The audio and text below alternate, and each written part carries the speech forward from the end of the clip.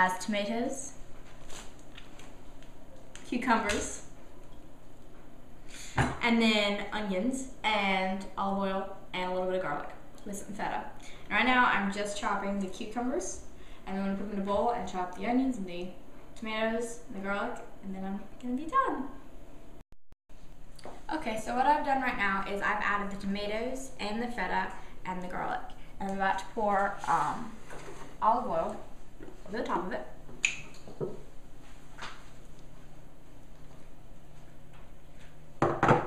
I'm going to stir it up. And then I'm going to add oregano.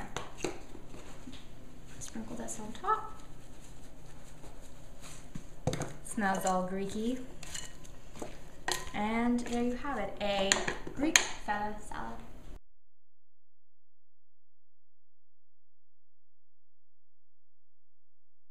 Hello! Today we are making macaroni and meat pie. So I've already boiled the noodles over there. They're cooling off. And right now, what I am stirring is some meat and tomatoes and onions and some spices and stuff, and we're gonna mix that with the noodles later once all the juice is like cooked out. So I just put the noodles into the casserole bowl, and I have my egg and milk mixture that we're gonna pour on this and stir it together. And this is to make it sticky, make it stick together once you put it in the oven. I mixed the meat mixture and stuff in with the noodles, and it looks pretty good, so yeah. And then over here I'm making a bechamel sauce, which is basically just milk, flour, and butter. And that's gonna go over top of our meat and macaroni pie, and then we're gonna stick it in the oven, and it's gonna taste good. Okay, so I have my bechamel sauce, and I'm just gonna pour it over all of this. It looks really nasty right now, but it kind of, once you bake it, it turns into like a cheese type sauce thing, and it tastes really, really good. And then I've got my Parmesan cheese. I just sprinkle that all over. And then we put it in the oven, and we bake it.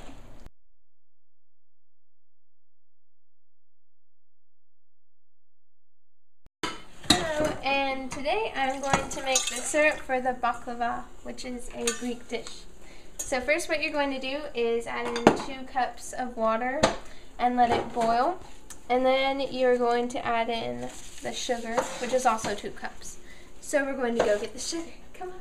Just going to go ahead and add in the 1 cup of sugar. And then let that settle down. I can't really see it. And then add in the 2nd cup of sugar. So what we did is we peeled the lemon zest and we put it into this measuring cup. And now we're going to squeeze the lemon juice out of the lemon.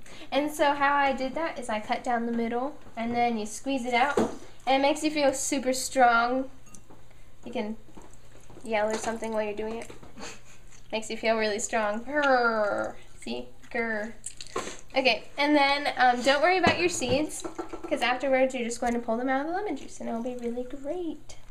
And then after we get all of this done with, we're going to go and put it into the sugar and water, which we added earlier, if you remember. And so now we're just going to go add it. Okay, now that our sugar and water is boiling, we're going to add in the lemon zest. And then stir this around because you don't want it to get all clumpy, because that is disgusting. And now, go ahead and add in your seedless lemon juice into this beautiful mixture. Stir it again. And then let it boil. Okay, so after you add the lemon zest and juice, you'll notice that the lemon zest tends to gather around the the pot, but don't freak out, just stir it right back in. And now we're going to add the 1 cup of honey. So pour it on in there. And I would stir as you're doing this so that it doesn't end up in one spot. Make sure that all of it gets out. It should balance out the sour of the lemon.